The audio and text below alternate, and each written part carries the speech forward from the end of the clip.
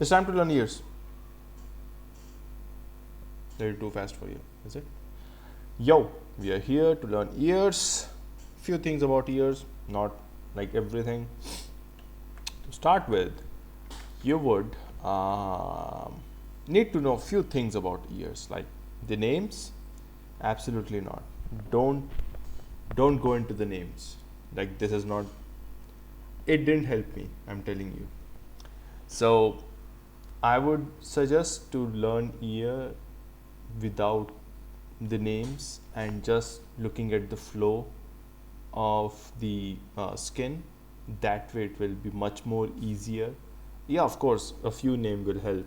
Let's say the helix, and then the crus or the valley, and of course the heel, the canal. So these things are fine, but um, like if you want to name this and then you want to name every single part here, I would suggest try to skip that and just directly try to learn the flow of the skin or the muscles here.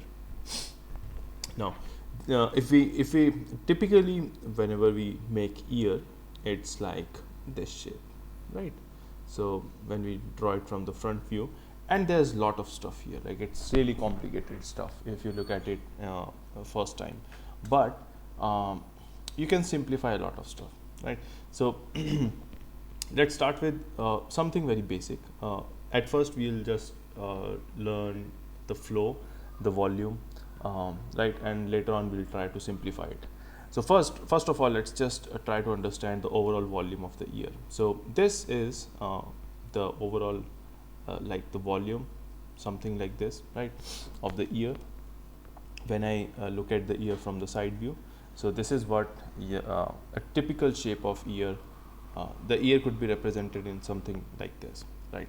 Now after this, once you understand this, if you look at the ear from the top or the bottom view, the ears are slightly pointing outwards. So if this is the head, looking at it from the top view, then the ear would be pointing outwards slightly. And then there is this bridge, we can call it conchal bowl. That's the name, by the way. So that is at the back of the ear, which connects the tilted ear with the skull, right? When you look at the front from the front view, so ear will look this is the kind of volume that you will get. So looking from the front view, the ear are generally pointing outward, right? So the top part of the ear is out compared to the lower part of the ear. So that's how the formation is, and it's kind of difficult to generalize rules or to make rules in ears. It changes a lot. I'm telling you, ears changes a lot from person to person. So you might want to make a rule that okay, the bottom part of the ear, for example, this part where mostly you see a lot of piercing. So you want to make a rule that okay, this is always the longest part of the ear, but it may happen that in some of the ear you will not find this as long as you have decided in your rules. So it's hard to make definitions for ear, right? So I would suggest to just look at whatever you're drawing and just draw that shape. Okay. So anyways, but the few things that we learned is ear point outwards, and when you look at look at the ear from front view, so the top part of the ear is pointing outwards and the bottom part is pointing inwards. The same goes for the side view. When you look at the ear from the side view, so the top part is wider compared to the lower part of the ear. So these are like very basic general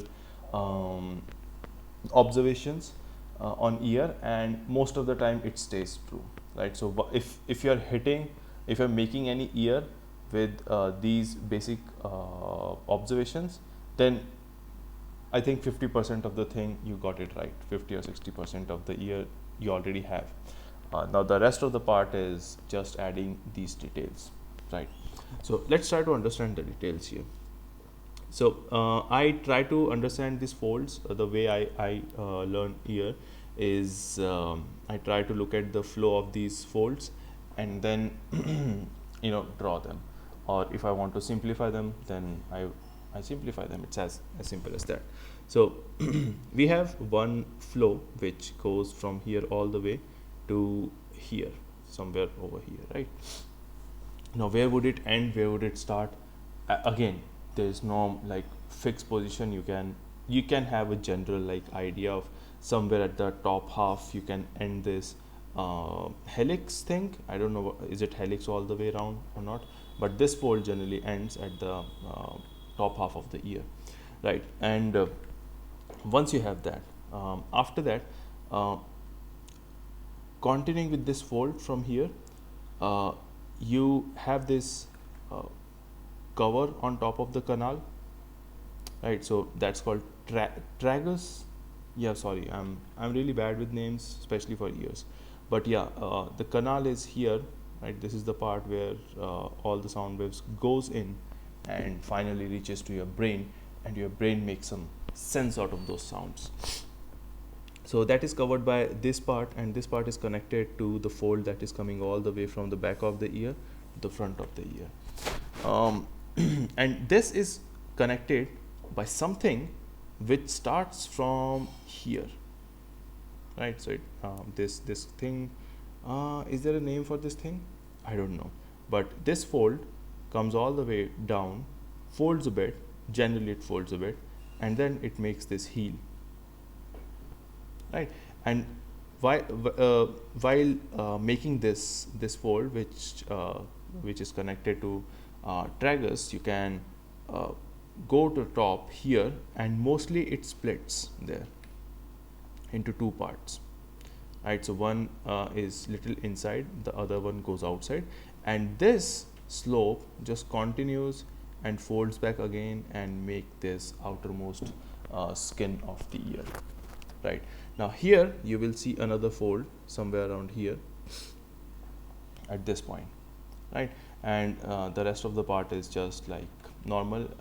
You can see dents in this part as well, so it's not like it's always swollen, but at some of the ears you will see it's swollen.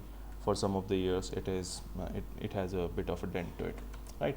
And then you don't need the rest of the part. This is the place from where ear is connected to your skin, this and this. The bottom part changes. Sometimes it is connected from here, sometimes it is connected directly from here, so it changes a lot, right? Sometimes it can be somewhere in the mid. Now if you see this part, which is called I don't know, sorry, what is this part called, but if you look at this part from the back view, so it is here, conchal bowl, so it is that one. Yeah, it's called concha, right? So from the back you will see something like this, the one which we have made here. So in the back, if let's say we are making the ear from the back, so you will say a fold like this.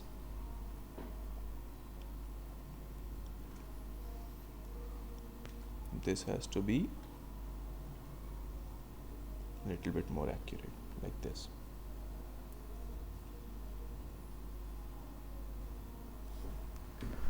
Right. All right. So I'm asking too many rights. I should stop that. Anyways, so now let's talk about, we have seen the details, we have seen the general volume. Yeah, one more part. This part of the ear is generally out compared to rest of the part around here and here. So if you draw any ear from the front view, you will see, these are some previous drawings, that this part is slightly out compared to the other part around it, right? So also while making the ear, don't treat this as flat shape. It goes in and out a lot. So this part is out, this part is out, this part is in, this part is flat mostly, this is like a very deep area, and this is even the deepest part, right? Um, this part slightly comes out, this one, and this part also comes out. So there's a lot of ups and downs in the ear. So be mindful of from which angle you are drawing, and try to look at these depths, different depths in the ear. When I talk about simplify, so you will see there's a lot of variations of simplification in ears. So some of the artists just draw ears like this, like extremely simplified version. I am one of them. I like to draw ears like this, not like this actually. Yeah. For some of the artists, you will see that they don't simplify this much, and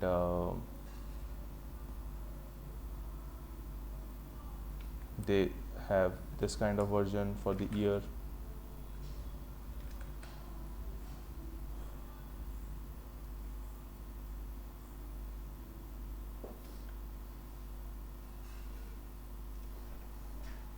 Right, so it depends on the level of detail you want to put in.